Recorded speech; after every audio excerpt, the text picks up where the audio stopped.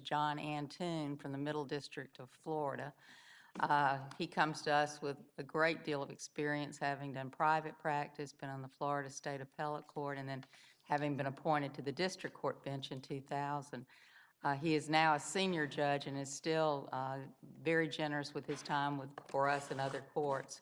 We always benefit greatly when we get the services of a very experienced and fine district court judge, which is what we have in Judge Antoon, and we really appreciate you being here this week. All right, we will call our first case, which is U.S. v. Edward Feldman and Kim Feldman. And I guess speaking first for Edward Feldman would be Mr. Weisbrod. Did I pronounce that correct? Yes, you did. Thank you, Your Honor. Good morning. I am David Weisbrod. I represent appellant Edward Feldman. May it please the court. I'd like to focus my argument on the first issue that we raised, which challenges the imposition of concurrent 25-year sentences for counts 2 through 4 of the indictment, which include a component of which rather is a 20-year mandatory minimum as to each of those counts, and those mandatory minimums were also run concurrent. So Section 841 of Title 21 sets forth some broad prohibitions regarding controlled substances. A1 prohibits the distribution. B2 imposes a maximum term of 5 years for Schedule 4 drugs that are distributed. And Section B1C imposes a maximum sentence of life and a mandatory minimum of 20 years if death results from the distribution. And that's what your client got on 3 counts, right? Correct. All those subsections were charged in counts 2, 3, and 4. And so the indictment as to each count listed the specific Schedule 2 and Schedule 4 drugs. It included both the types that would get you death, types that would get you the life sentence, and the type that wouldn't. They Correct. Combine those two. I think we kind of got that part. All right. And so the jury then was asked to return verdicts systematically and pursuant to Burge and Alleen, which would address the aggravating elements. And so as to each count, they found appellant guilty of dispensing or distributing Schedule 2 and 4 drugs, the drugs that were charged. That they found that death resulted from, quote, the use of one or more of the listed controlled substances, plural, and then very specifically that death resulted in each of the individual listed counts from all of the drugs. In other words, as to each count, for instance, in count 2, they were listed oxycodone, methadone, which are Schedule 2s, and alprazolam, which is a Schedule 4, and the jury checkmarked all of those, indicating death resulted from the use of all of them. And they did likewise for counts 3 and 4, checking off all the Schedule 2s and all the Schedule 4s.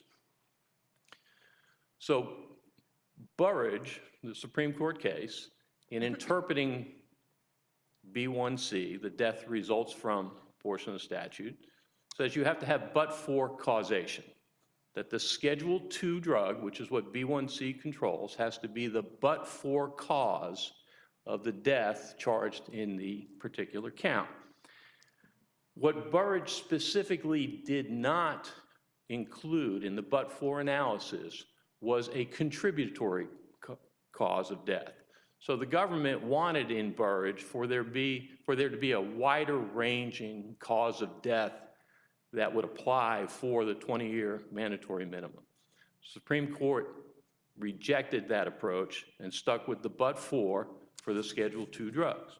Of course, under Alleen, the jury must find specifically the aggravating factor that results in an enhanced mandatory minimum.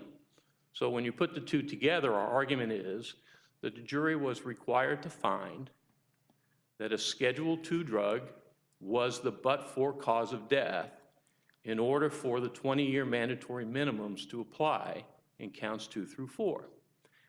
These jury verdicts don't allow for that conclusion to be reached because they checkmarked each and every drug, the Schedule 2s and the Schedule 4s. Had they just checked Oxycodone was a qualifying drug, right? Had they just checked oxycodone for each of the counts, then you wouldn't have your argument, correct? That is correct. But by checking, and is methadone included in one of the appropriate schedules? It would be a 2, yes, ma'am. All right, so, but by including the alprazolam and the diazepam, you're saying they essentially did exactly what Barrage says you can't do. A cocktail of drugs together can't be the basis. It has to be but for the Schedule 1 or 2 drug. That's your argument? That is the argument. And I think there's a reason why they chose to do it that way, and that's because when you look at the cause of death testimony from the medical examiners as to each of these 3 individuals, the cause of death was multiple drug intoxication. But I thought for at least 2 of the victims, there was testimony that the Schedule 1 or 2 drug was sufficient to cause the death. The testimony was very mixed. So the legal cause of death that the Florida statute requires the medical examiner to issue, as to all 3, were multiple drug toxicity. As to,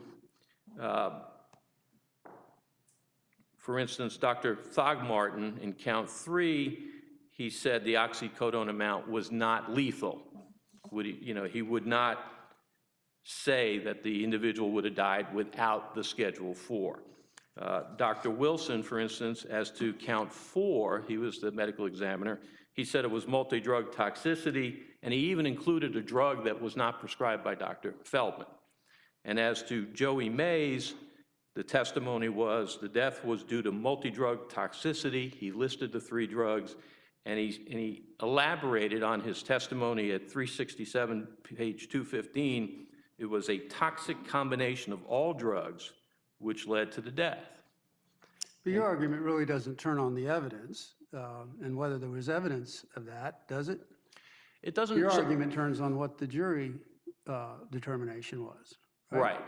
But the reason why we go back a little bit to the evidence is because my sense is that the indictment alleged the counts the way it did because you had this medical examiner testimony, medical examiner findings, as to the multiple drug toxicity as to each of the 3 individuals.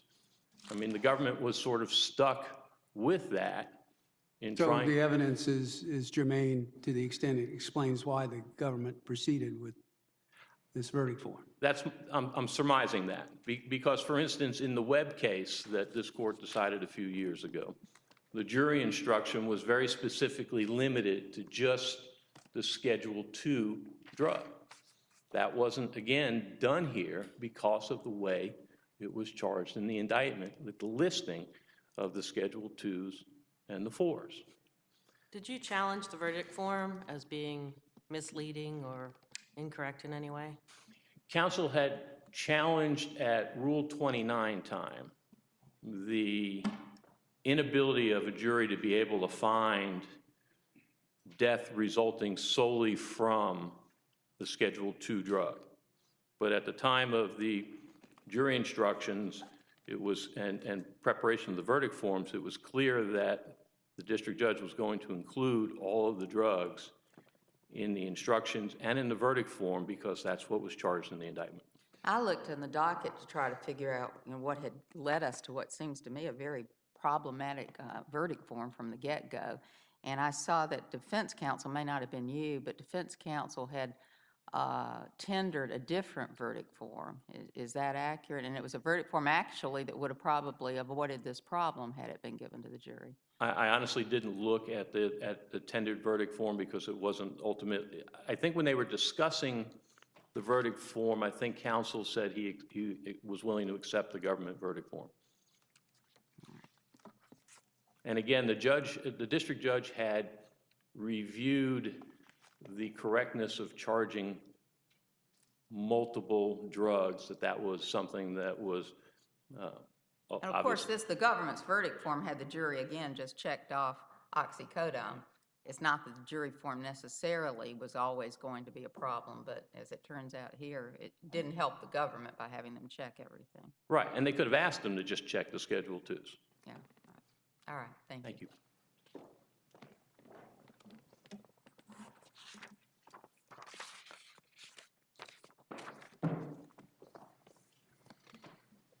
Mr. Burns, how are you? Doing well. Good morning, Your Honors. May it please the Court. I'm Thomas Burns, and along with Mike Stanton, we represent Kim Feldman. Let's talk about double jeopardy, Daubert, and sufficiency. The double jeopardy issue is really all about context of what happened during that hearing. To declare a mistrial, the district court needed to determine whether Kim Feldman consented to the mistrial, and if she didn't, whether there was a manifest necessity for a mistrial. Our position is that there's neither express consent nor implicit consent. I don't understand the government to be arguing that there is express consent here because there was no strict compliance with Rule 26.3. Instead, the government's arguing— But what does the rule say? It says an opportunity, doesn't it? Doesn't it refer to giving counsel an opportunity to? Yes, that is a word in the— The opportunity seemed to last for a long time, an overnight consideration of the issue. That's true, but that's why the context is so important in those hearings, because here I think that Mrs. Feldman's counsel understood the mistrial being directed only toward Dr. Feldman. Here he answers a question when he's asked about prejudice, and he says, well, I agree that there would be prejudice, but implicit in that answer is the prejudice would be to Dr. Feldman. And the district court's response to that is like, well, I don't even understand how this would be prejudicial to your client because it only concerns Dr. Feldman. And so from that point, he's more or less silent because they're like, well, this doesn't even concern he, meaning the trial lawyer for Mrs. Feldman. This doesn't even concern my client. This is all about whether a mistrial is going to be declared as to Dr. Feldman. And then, you know, the district court certainly anguished over this decision. I mean, there's like proceedings the first day when the question's asked, there's proceedings the second day. He's thinking a lot about it. He asked the parties to research this. But the context of that is all directed toward Dr. Feldman, not Mrs. Feldman. And then when the district court ultimately determines I'm going to declare a mistrial, that happens. Well, Mr. Burns, is it fair to say that really the only thing that counsel for Ms. Feldman said was we find no authority, there's no way that there could be a curative instruction, an effective curative instruction? That's about it, isn't it? It's it, but he's actually, I think, interrupted when he's giving that answer, or I think there's two answers. One of them he's interrupted, but I think implicit in what he was going to finish that sentence was it's a prejudice to Dr. Feldman that cannot be cured by an instruction. It's just too bad of a question. But he's not saying— Didn't add the phrase, by the way, doesn't hurt us, and we'd still like to keep Exactly. going, Judge. Exactly. Those words weren't uttered, correct? Right, and that's why our position is that the consent was neither expressed nor implicit, and also why there was no manifest necessity to declare a mistrial as to Mrs. Feldman. There was certainly a manifest necessity to declare a mistrial as to Dr. Feldman because of all the reasons that the district court identified. But as to Mrs. Feldman, the district court said there's no prejudice to Well, you. after the district court declared mistrial, if that was Mrs. Feldman's position, everybody's leaving the courtroom. Did the attorney say, wait a minute, why are we leaving? We still want a trial. I suspect they were going out the door just as well. Right, and that's why it happens in a snap. The district judge, and our reading of the context there is it happens, the judge says, jury, please leave, status hearing December 10th. So the timeline is important. The timeline is the improper questions asked November 17. The second day's hearings— He didn't say, wait, Judge, don't send the jury out. doesn't— We still got a trial. Nothing like that. It would have been, better had he done that, but he didn't do that. November 18 is that second hearing when the mistrial is declared. Thanksgiving, it's important to keep that in mind. Thanksgiving in 2015 was November 26, 2015. But when the judge declares a mistrial, he says, let's all come back here December 10 for a status hearing. I want to know what are you going to do? Are you going to do a new indictment? Are you going to retry these people? Prosecutor, you tell me. That's the day that he files the motion saying you need to dismiss this indictment on double jeopardy grounds. So that's really the first opportunity to do that. And a good authority for that is United States against Dixon, which is an Eighth Circuit decision from 1990, and that's cited in the commentary to Rule 26.3. And that's what Rule 26.3 was directed to in the first place. It's the whole point is to get the district judge to get buy-in from all of the defendants. And there, the Eighth Circuit said, well, it's not really a problem that the guy didn't immediately, as the judge declares this mistrial, say, look, I want a trial still as to my defendant. It's okay because we're going to, and it's even, I mean, because it's cited in the commentary to Rule 26.3, it's obviously a case that predated Rule 26.3. But that's the whole point of why we have Rule 26.3, and our position is just the context undermines any finding of implicit consent and undermines the finding of manifest necessity as to Mrs. Feldman. Your Honors, I wanted to address Daubert and sufficiency, but obviously I'm past the clock. If you want to hear something about that, I can tell you. Why Otherwise, don't you just allow you to articulate just in a sentence or two what it is so you exactly. preserve it Okay. and come So up on the our point on Daubert is just that we did preserve the error for review under the normal abuse of discretion standard because the motion in limine order was sufficiently definitive for Rule 103B purposes. It made clear what evidence was inadmissible, and it was final rather than provisional. The authority for that is Tampa Bay Water against HDR Engineering Incorporated. And then as to sufficiency, the parties largely agree on what the evidence actually was. It's just a difference. We have different interpretations of Cosby against Jones. And you just need to take the evidence, interpret Cosby against Jones, and tell us what the outcome is. All right. Thank you. Thank you. All right. Ms. McNamara? Good morning. May it please the court, Linda McNamara for the United States. With respect to Dr. Feldman's sentence, the issue is whether the jury's verdict supports the imposition of the statutorily enhanced sentence. The question to me is whether the jury imposed a statutorily enhanced sentence under Barrage. Well, this verdict finds that each drug specified on the verdict form was a but-for cause of death, and let me explain to you why I say that. The court instructed the jury first to consider whether the government had proven beyond a reasonable doubt that death had resulted from the use of the controlled substances charged, and that to find that death had resulted, it had to find beyond a reasonable doubt that but for the decedent's use of the controlled substances, the decedent would not have died. Now, obviously, those instructions don't get us all the way there as to whether those controlled substances were just a contributory cause or the but-for cause, but we have to also look at the verdict form and the instructions as to the verdict form. Addressing the form, the court told the jury that if it found that Dr. Feldman had illegally distributed controlled substances, they would go on to the next question, which was, we, the jury, find beyond a reasonable doubt that the death of, with respect to count 2, Joey Mays, resulted from the use of one or more of the following substances: oxycodone, methadone, alprazolam. That is, but for his ingestion of the controlled substance, singular, charged in the indictment, he would not have died. You would mark yes or no. The court then says if you'd answered yes, you would go to the series of substantive questions.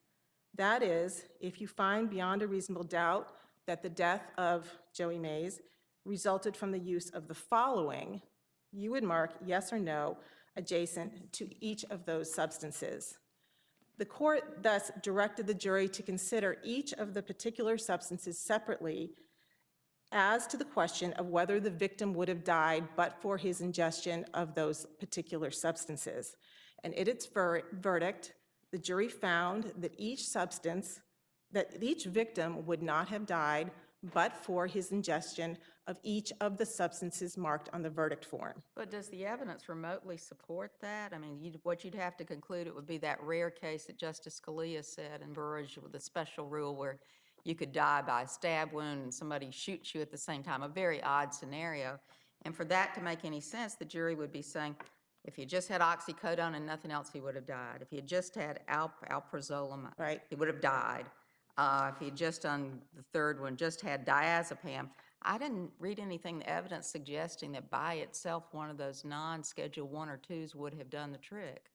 I agree with you, Judge, but the question here is whether the evidence supports their finding that the Schedule 2 drugs were a but-for cause of death. But if they're necessary, they're obviously confused then, because if they're saying that the diazepam by itself would have done it, and we know there's no testimony to that effect, we have to necessarily conclude when they're mixing that with oxycodone. The jury instructions were not very precise at all about this. that they were really, what they were doing is what the Supreme Court said you can't do. They were saying this toxicity, multi-toxicity, this drug cocktail's what did the trick. That violates the directives of Barrage. Judge, I don't think we can try to get into the heads of the jury and find and figure out what they were thinking in finding that each was a but-for cause of death. That's not what we do with jury verdicts. We look at what the verdict is, and we look at whether there was evidence to support the pertinent part of the verdict. That's what we have to do here. And the question is the jury verdict with respect to the but-for cause of death as the controlled two, the Schedule II controlled substances, is that supported by the evidence? And we do have evidence to support the finding on the jury verdict that the Schedule II substances were at least a but-for cause of death. And it doesn't have to be the only but-for cause of death, but it does have to be a but-for cause of death. And we have evidence to that effect. We have, with respect to Joey Mays, his own witness, Dr. Adams, testified that Joey Mays had died as a result of intoxication by methadone. Dr. Adams said that the methadone had stopped his heart. Our witness, Dr. Wilson, likewise said that the amount of methadone in his system would have been enough in and of itself to have killed Mays. Now, Dr. Wilson also said that all the drugs, methadone, oxycodone, and alprazolam, had acted synergistically to cause Mays' death. But just because there was a combination of drugs, that does not mean that all were merely contributory. Because Barrage tells So us— on JM, the examiner had indicated the cause of death was multi-drug toxicity. Correct. Not good enough for you, but you're saying he also made an inconsistent statement that he thought oxycodone enough was enough. Judge, I don't think that's inconsistent at all. Whenever a person takes more than one drug, the drugs will act synergistically. But that doesn't mean that the defendant gets a pass just because the Schedule IV drug sped up the results of the Schedule II drug. That's what we have here. We have But you're saying he made a statement that had the victim taken just the oxycodone alone, that would have been enough? Or had he not added the oxycodone to the other part of the cocktail, that would have been enough? There's testimony to that effect. With Joey Mays, it's methadone, but yes, and that's a Schedule II drug with respect to Joey Mays. With the other two, it's both oxycodone. Joey Mays is methadone. Nothing correct me if I'm wrong, but nothing in the instruction says that each drug That's has to be a correct. but-for cause, right? That's correct. And obviously, we could have had something that was clear with the verdict form and with the jury instructions. But we do have a verdict form here that finds that but for each of these drugs, the victims would not have died. And we have evidence with respect to the Schedule II But we know drugs. that we don't have evidence that but for The Schedule IV. we don't have any We don't. evidence of that. That's true, we don't. But like I said, I mean, we can't get into the jury's head and try to figure out what were they thinking. We have to take the verdict form as we find it. And the fact that we don't have sufficient evidence as to the Schedule IVs being a but-for cause of death, that doesn't affect the validity of the verdict as to the Schedule IIs being a but-for cause of death. And we have evidence on each of our defendants to support that. I mean, so with— And the defendant's verdict form, we wouldn't have had this problem. The government didn't want to use the defendant's Well, verdict form. ultimately, they agreed to use our form.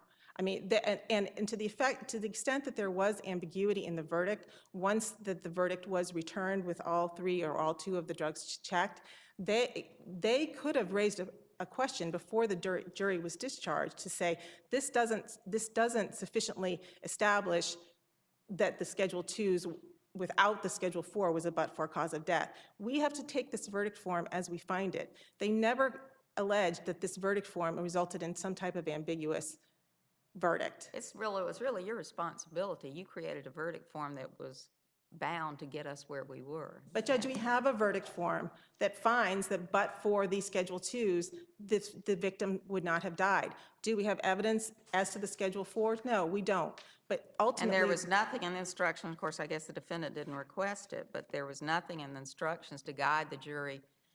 Any lay person's not going to understand anything we're talking about. The instructions don't break it down into— it's very important, members of the jury, that you determine whether a certain kind of drug causes it by itself. The judge doesn't do any of that. I would think a jury might infer drug cocktails good enough Well, from those except, Judge, instructions.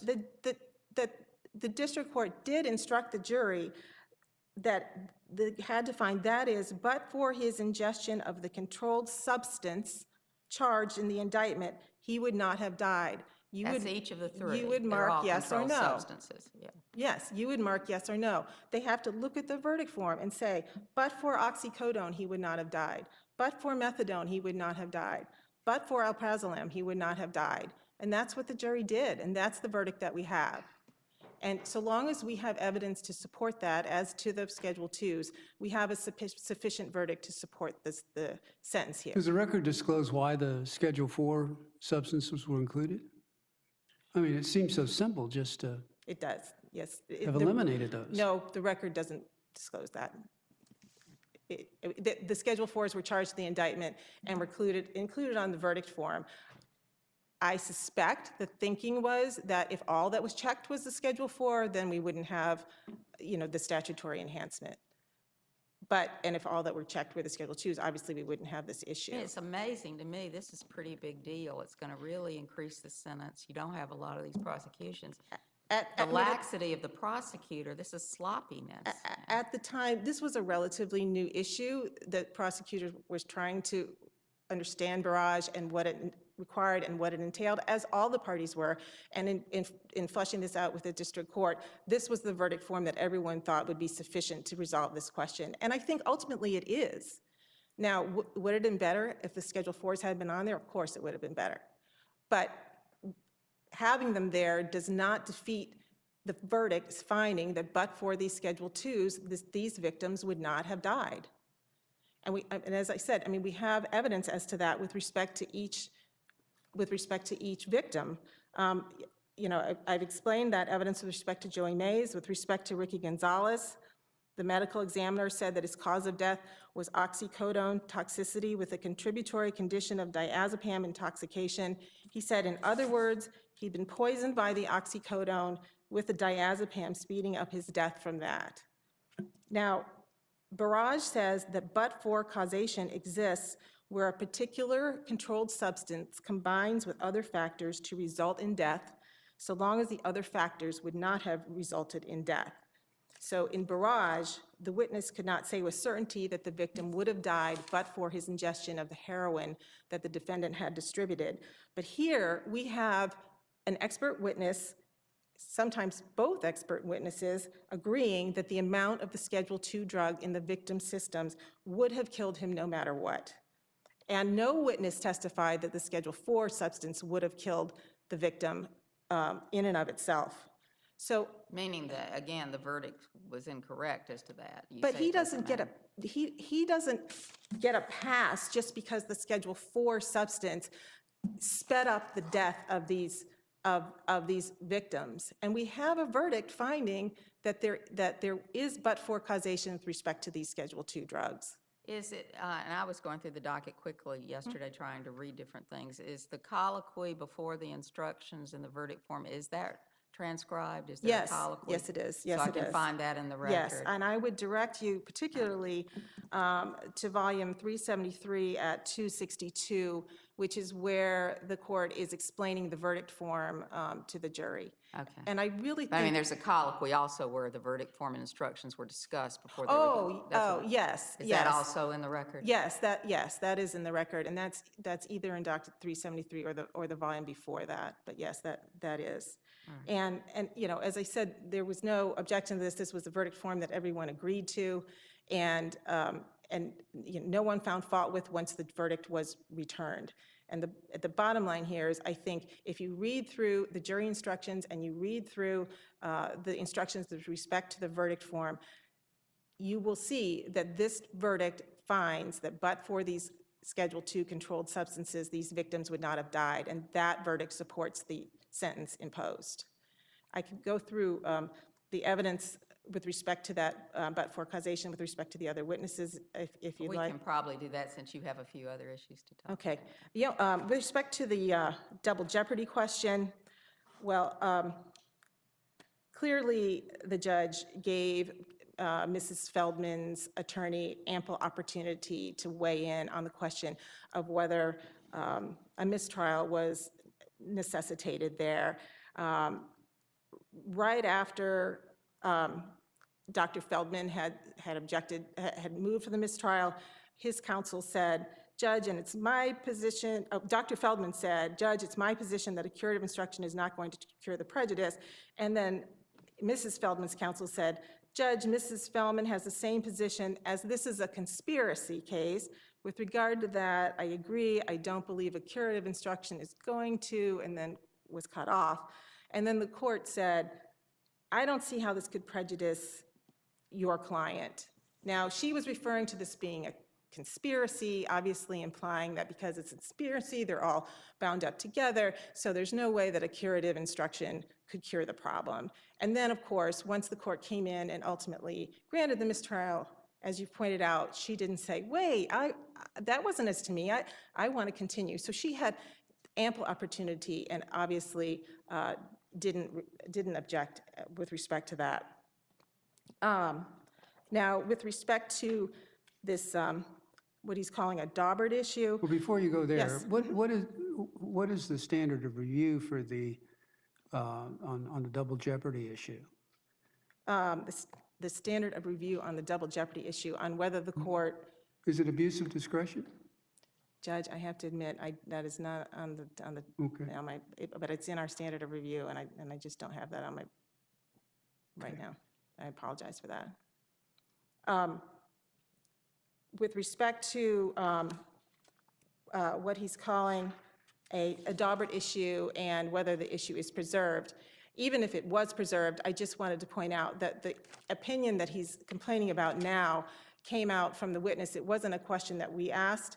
If the court finds that what the expert said was an opinion as to all 3,200 patient files, which I don't think you can possibly find that with respect to what the expert witness said, it was incumbent upon them at that point to move to strike, move for mistrial, object, or something of that nature, because this was, if this had been ruled upon earlier and the witness just came out with it in any event, it was incumbent upon them to bring that to the attention of the court, and they did not do that at that time.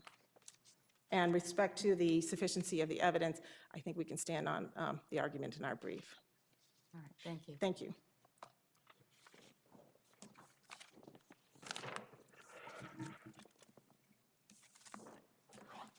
If I could just briefly review some of the medical examiner testimony with the court. This is from, Well, her argument is, I think everybody's going to agree this was not a great verdict for him, but what her argument is, you know, they checked, all they had to do is check either the methadone or oxycodone, and once they checked it, we don't care however many other check marks there were, you're done. And how do you respond to that argument? well, how do you ignore the fact that they checked the three? They're asked a very specific question in the verdict form. We, the jury, for count 2, find beyond a reasonable doubt that the death of J.M. resulted from the use of the following, and they check all 3. So you have to go through some mental gymnastics to say, well, they really meant any of them individually, which, as the court has pointed out, is not possible given the testimony regarding alprazolam. But it's also not at all consistent with the certified causes of death that the medical examiners all testified to. And even as to Joey Mays, when Dr. Wilson opines at one point about, well, I think, he's not certifying this, but I think or I believe so when asked whether or not there was enough methadone to cause the death, he later at 2:15, again asked by the government to expound upon his testimony, he says, well, the methadone alone, I think, is enough to kill him.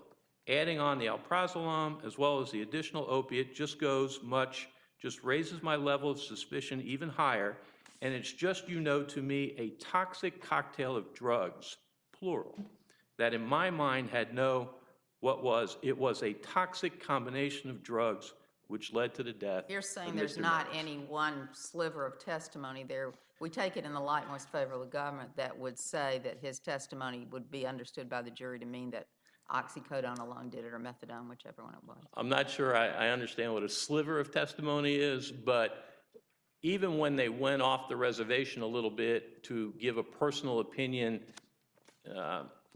other than the certified cause of death, they always circled back because of their professionalism to the multiple toxicity. And that's just entirely consistent with the indictment and the verdict form. All right, Thank you. thank you.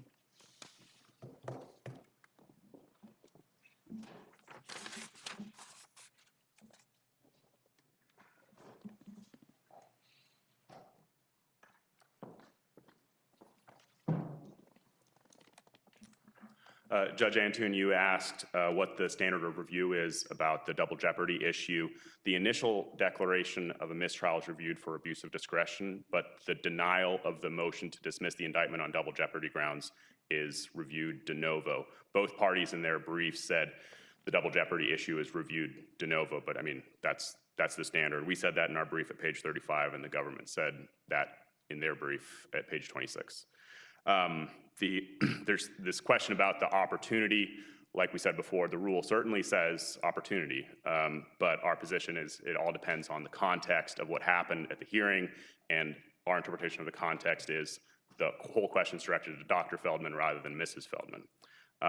And then on the Daubert issue, this all turns on interpretation of the Tampa Bay Water against HDR Engineering Incorporated case.